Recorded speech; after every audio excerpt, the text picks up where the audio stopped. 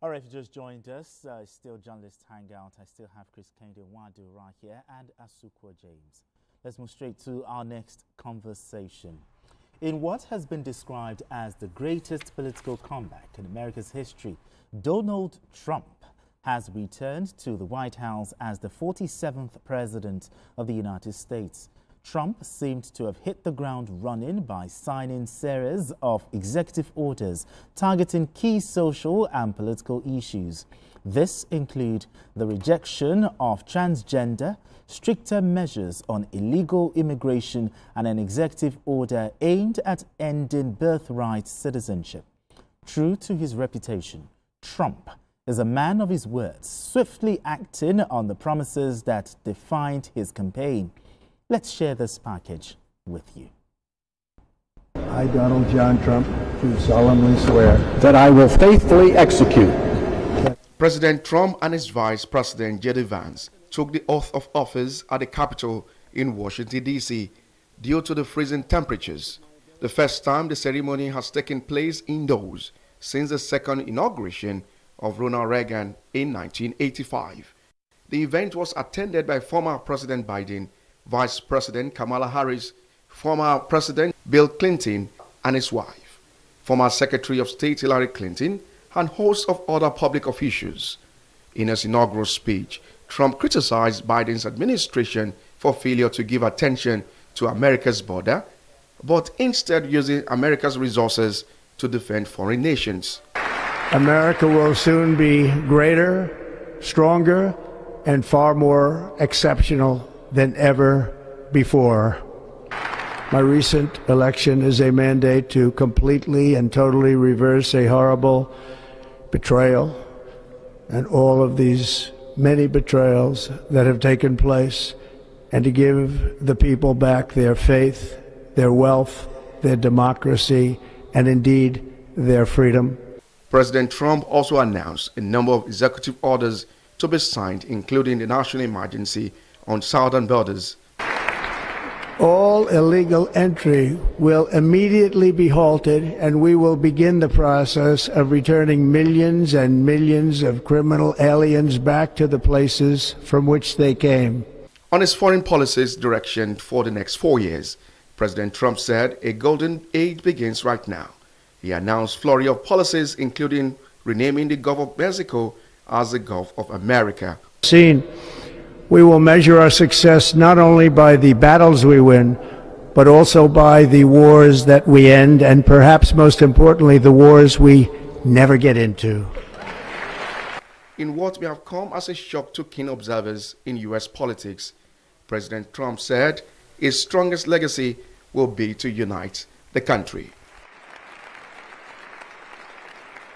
All right, President Trump 2.0, just like someone said. I also heard someone say return of the Trump. Yes. Okay, but when he came in, the inaugural address, he signed a few executive orders.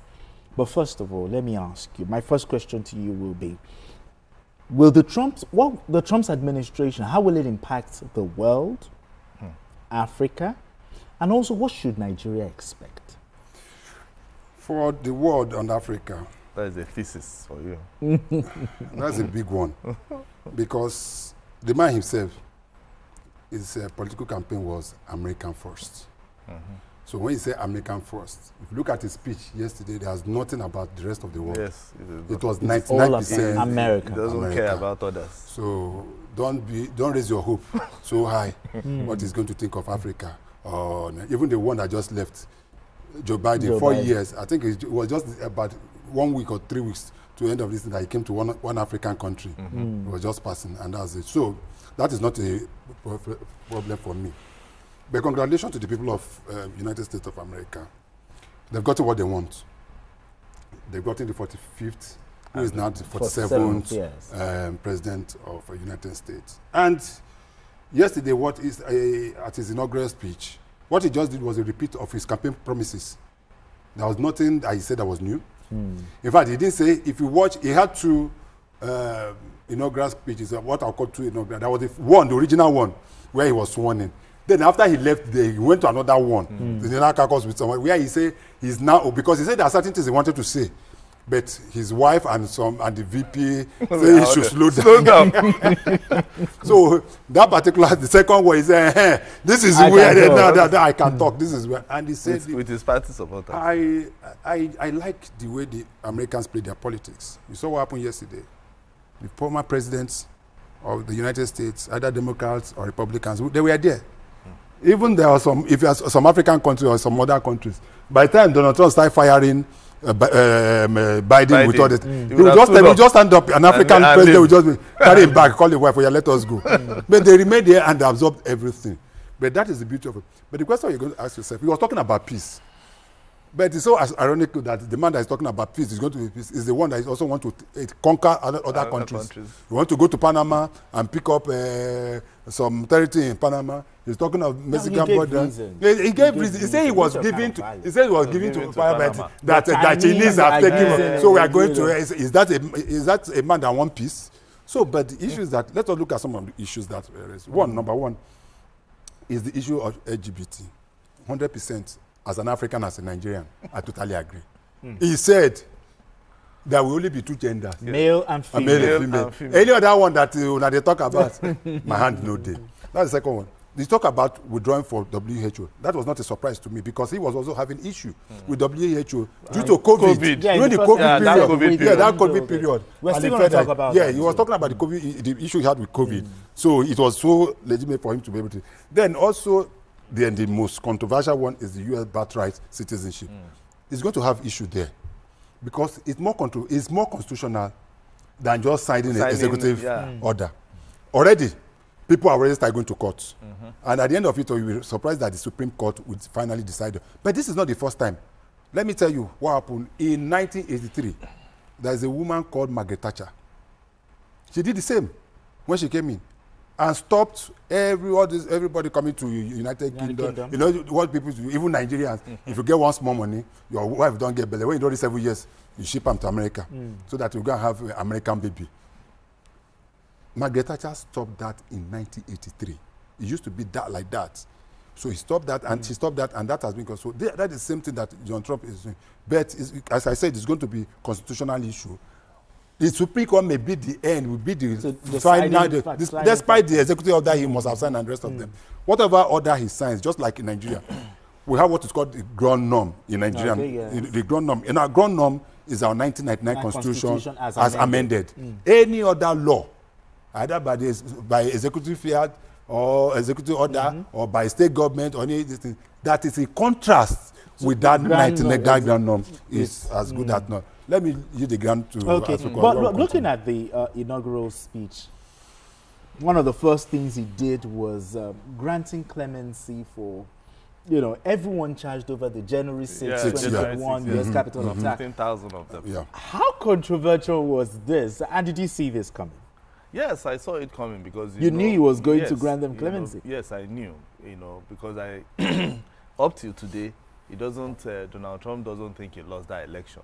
He still feels that he was cheated, and then those guys who he has freed now, who he has granted amnesty, they were only doing their work. It was just the beauty of democracy, according to him. So I wasn't surprised. With all the things that he has been doing, that is what he said he would do. So when people come and say, even when they are going to court, just like the CKN said, the birthright issue, citizenship issue, it will take like a vote of 2/3 majority in the Congress for that to fly. CKN has said that it is enshrined in the Constitution. But do you think it will stand? You think and that's what I'm saying. But don't forget, in both chambers, the Republicans are... They hold a majority. Both, exactly. So, and now it's like the Republicans are now at home with him. There were some opposition, even within the Republican Party. But now everybody seems to be okay with what Donald Trump is doing. So I don't see they are going to go to court. The Supreme Court, because so many advocacy groups have taken that case to court. Presently, I know about 3 or 4 that's over the matter.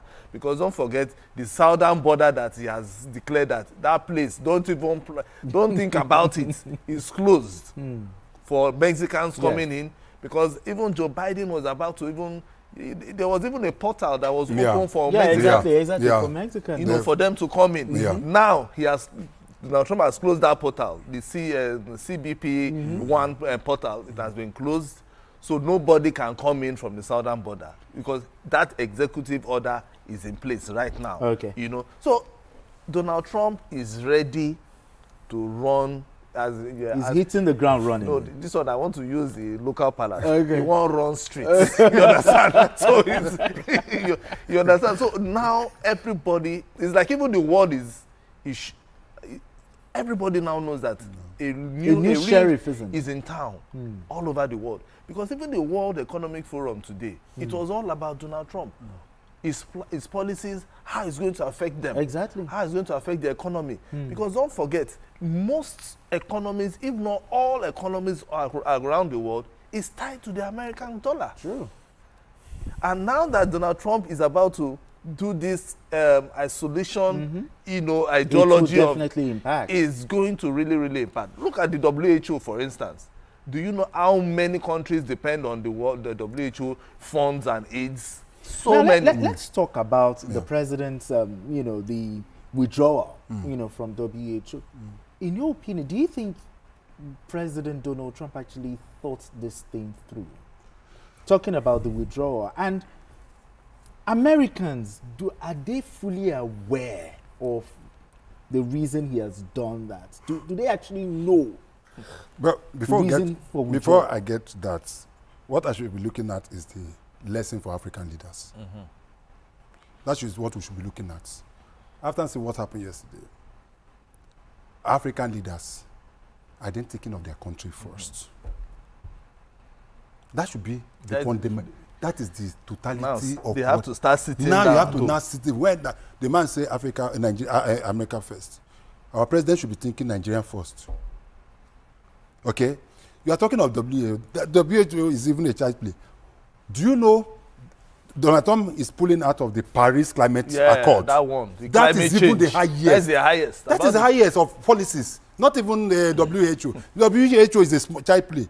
Do you know what the world has done in the past 3-4 years on issue of climate change and the problem associated with it? How much have been popping into it? When a country like America now come to say, no, we are not interested. What he's trying to do, and where I'm going to You're is saying that he will pull out of the Paris Climate. He has said he has part of the executive order. It's part of the executive. Let me tell you. I think he will still have to revisit that matter because of the early fires we saw. You don't know. These no, let me tell you why. You know why you not something revisit? you Let me will tell you. You know why you not revisit? Now, the world was trying to move away from petroleum. Okay. Now he said that what do they call it? The gold under his feet or whatever. Yes. They are going to start digging more. Drilling. They want to drill more oil. That is where we are going to have more challenges like Nigerians. Okay. Because when America has, what most people don't understand is that America has, if not the highest deposit of oil in the world, even be more than Russia. But because of the climate change issue, people like Biden, we are trying to slow down. But now he said, we are going to drill more. He said it. He said it. So that in itself is going to be a challenge. So other countries, especially African countries like ours, should now start looking of other ways and areas where we're going to sell our oil. Okay, now let's also look at President Trump and how it will impact Nigeria. Now, President Trump is pro-business. I'm proud to say that our president is also pro-business. Now, do you see the Trump presidency, you know, with his presidency, do you think it will also promote it in Nigeria in a significant way? Well, as a pro-business, it depends on if Trump will be able to, you know, come with that handshake first. Because I know that I've seen the statement from the federal government. They really want to do business with, you know, the Trump administration. You know, but you might want to do business with the Trump administration and he might not want to decide. He might decide that he doesn't want to do any business with you. So it's a capitalist society. Okay. And Nigeria is also trying to, we are trying to look at capitalism and socialism together. That is what we are trying to do. So we've not really defined what we really want to do. So, but Trump is going to look at it. and say, okay, fine, can I really do business with Nigeria? What is Nigeria going to offer me? What is Nigeria offering? So it's not left for us. Yes, to start looking at offering? What are the potential in Nigeria exactly that America can, tap into. That is worth offering. Yes. I know that he respects some Nigerians a lot. He respects so many Nigerians. Those, when I mean some, I mean those who are talented. Because I know a couple of them that he has in the past, mentioned their names for their talent.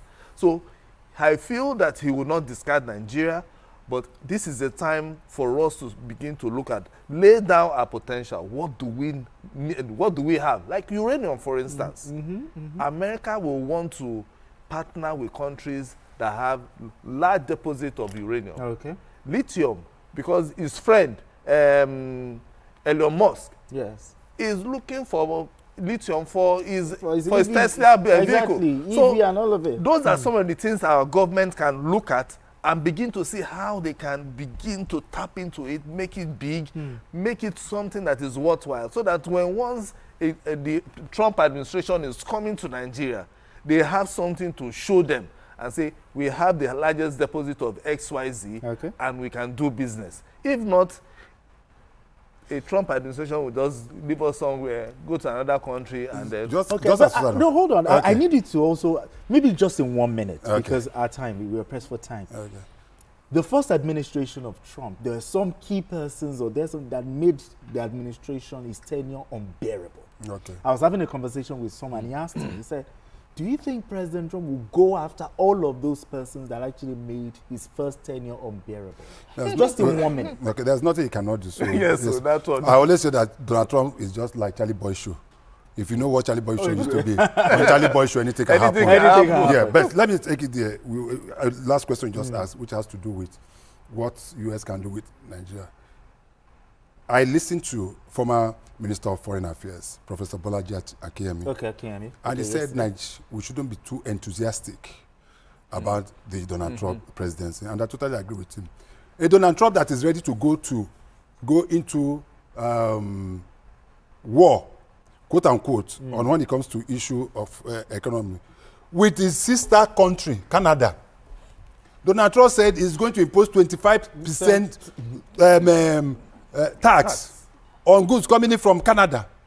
He's talk of that of Mexico, even talk of China. Those are the even big markets, talk less of Nigeria. So that is why I'm saying that we should not be too enthusiastic, we should not be, let us do our own thing, be able to look inward and see. What we should be thinking of now is that, what can we say to America? What can we say to America? So we need to what can we say? I know we have to make ourselves relevant. Yes, exactly. Make ourselves, position ourselves in a way and manner. Especially in the area of technology, you can see what he's doing. His focus is on technology. That's why you see Elon Musk, the guy in Google, the guy in Facebook, all of them. All right, gentlemen. Okay, let's move straight to our final.